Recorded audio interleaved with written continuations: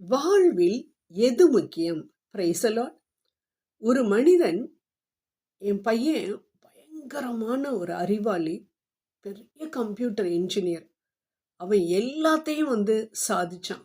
அவனோட கொஞ்ச வயசுலயே பயங்கரமான பணம், பதவி, புகழ் அனைத்தையும் அவன் சம்பாதித்தான்.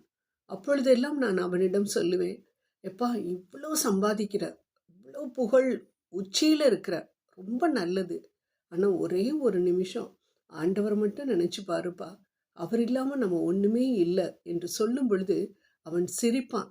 டாடி, இந்த காலத்தில் போய் இதெல்லாம் என்கிட்ட சொல்லிக்கிட்டு இருக்கீங்க, இது சம்பாதிக்க வேண்டிய வயசு டாடி, இதில் நான் சம்பாதிக்காமல் நான் குச்சியை ஊனிட்டு போகும்போதா நான் சம்பாதிப்பேன், பேசாமல் இருங்க என்று சொல்லி எனது வாயை அடக்கி விடுவான். அன்பானவர்களே, இப்படிப்பட்ட மனிதன் திரும்ப என்ன சொல்கிறார் தெரியுமா? ஆனால் ஒரு நாள் திடீரென்று ஒரு விபத்தில் சிக்கி அவன் இறந்து விட்டான். அதை நினைக்கும் பொழுது எனக்கு இப்பொழுதும் மிகவும் வேதனையாக இருக்கிறது. அவன் எங்கே இருப்பான்? பணம், பதவி, புகழ் என்று அதற்கு பின்பாகவே ஓடிக்கொண்டிருந்தானே. அப்படிப்பட்ட என் மகன் இப்பொழுது எங்கு இருப்பான் என்று என்னால் யோசித்து கூட பார்க்க முடியவில்லை என்று சொன்னதை கேட்ட பொழுது மனம் மிகவும் வேதனைப்பட்டது. ஆம் அன்பானவர்களே, அதனால்தான் இயேசு சொல்கிறார், மனிதன் உலகம் முழுவதையும் ஆதாயமாக்கி கொண்டாலும் தன் ஜீவனை இழந்துவிட்டால் அவனுக்கு லாபம் என்ன என்று மார்க் 8:36. அன்பானவர்களே, இதே கதைதான் இப்பொழுது நம் உலகத்தில் வாழ்ந்து கொண்டிருக்கக்கூடிய குறிப்பாக அநேக வாலிபர்களின் மனதில் காணப்படுகின்றது. அவர்கள் சொல்லக்கூடிய வார்த்தை, இப்போ நாங்கள் என்ஜாய் பண்ணுற வயசு. Praise the Lord. எத்தனை பேர் நீங்கள் கேட்டிருக்கீங்க இதை? என்ஜாய் பண்ணுற வயசில் போயிட்டு நீங்கள் இயேசு, ஆண்டவர், அது இதுன்னெலாம் சொல்லிக்கிட்டு இருக்காதீங்க என்று சொல்லக்கூடிய வாலிபர்களை நினைத்திருக்கிறீர்களா? நீங்களும் நானும் நினைக்க வேண்டும். நம் வீட்டிலே கூட இருந்தாலும் அவர்களுக்கு போய் ஆண்டவரை பற்றி சொல்லுவது உங்களுடைய கடமை, என்னுடைய கடமை என்று நாம் விவிலியத்தில் வாசிக்கின்றோம். ஆண்டவர் சொல்கிறார், உலகமெங்கும் போய் நற்செய்தியை அறிவியுங்கள் என்று. ஆம், இயேசுதான் நற்செய்தி என்பதை நாம் நம் வீட்டில் ஆரம்பிப்போம், சொல்ல ஆரம்பிப்போம். நமது பிள்ளைகளிடம், நமது கணவனிடம், நமது மனைவியிடம், நமது பெற்றோர்கள், சகோதர சகோதரிகள் யார் யாரெல்லாம் உலகத்திற்கு முக்கியத்துவம் கொடுத்து ஆண்டவரை பின்னுக்கு தள்ளுகின்றார்களோ அவர்களிடம் சொல்லுவோம், ஆண்டவரை நினைத்து பாருங்கள், நினைத்து பார்த்தாலே போதும், அவர் மேல் ஒரு பயம் வந்துவிடும், அவர் மேல் ஒரு அன்பு வந்துவிடும். அவர் இரக்கமுள்ளவர், நல்லவர், எனக்கு நன்மைகள் செய்பவர் என்பதை பற்றி அவர்கள் அறிந்து கொண்டார்கள் என்றால் ஒரு நாளும் தற்காலிக சந்தோஷத்தை கொடுக்கக்கூடிய இந்த உலகத்தின் பின்பாக செல்ல மாட்டார்கள் என்பதுதான் நிதர்சனமான உண்மை. ஆம் அன்பானவர்களை, பெத்தானியா மரியாள் ஆண்டவருடைய கால்களை பிடித்து கொண்டு, ஆண்டவருடைய பாதம் மட்டும் எனக்கு போதும் என்று சொல்லி உலகத்தை பின்னே தள்ளினாள். அதனால் ஆண்டவர் சொன்ன வார்த்தை என்ன?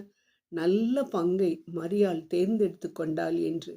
ஆம் அன்பானவர்களே, நீங்களும் நானும் எப்பொழுதும் ஆண்டவரையே பின்பற்றி ஆண்டவரையே நினைத்து கொண்டு நாம் நமது வாழ்க்கையை நடத்தினோம் என்றால் மத்தேயு 6:33 சொல்லியிருக்கிற பிரகாரம் நமது தேவைகள் அனைத்தும் அவராலே சந்திக்கப்படும் என்பதில் சந்தேகமே இல்லை. நாம் எதையும் கேட்க வேண்டாம். ஆண்டவரே, எனக்கு நல்ல படிப்பை கொடுங்க, எனது பிள்ளைகளுக்கு நல்ல வேலையை கொடுங்க, எனக்கு அதை கொடுங்க, இதை கொடுங்கன்னு ஆண்டவர்கிட்ட நம்ம கேட்க வேண்டிய அவசியமே இல்லை. ஆண்டவர் கொடுப்பார். ஏனென்றால் ஆண்டவர் வாக்கு மாறாதவர். அவர் சொல்லியிருக்கிறார், முதலில் கடவுளுடைய அரசையும் அவருடைய நீதியையும் தேடுங்கள், அப்பொழுது இவையெல்லாம் உங்களுக்கு கூட கூட்டி கொடுக்கப்படும் என்று. அப்படிப்பட்ட வாக்கு மாறாத தெய்வம் நமக்கு நிச்சயம் கொடுப்பார், அள்ளி கொடுப்பார் என்பதில் சந்தேகமே இல்லை. அன்பானவர்களே, தானியேல் உலகத்தை நம்பவில்லை.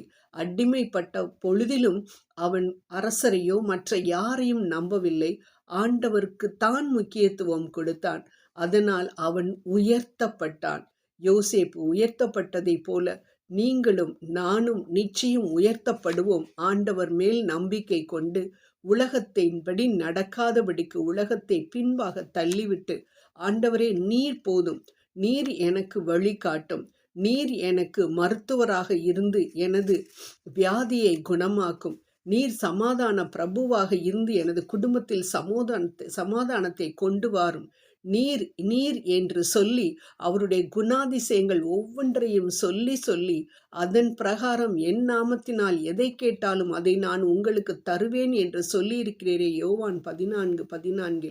அதே போல இதோ சமாதான பிரபுவாகிய உமது பெயரை வைத்து கேட்கின்றேன், எனது குடும்பத்தில் சமாதானத்தை கொண்டு வாரும் என்று சொல்லி உலக பிரகாரமாக எதையும் சிந்திக்காமல் ஆண்டவரை முன் நிறுத்தி நாம் செய்தோம் என்றால், எந்த காரியத்தை நாம் செய்தோம் என்றாலும் அந்த காரியத்தில் நாம் நிச்சயம் நிச்சயம் வெற்றிதான் பெறுவோமே தவிர ஒரு நாளும் தோல்வியை சந்திப்பதில்லை என்பதுதான் விவிலிய உண்மை.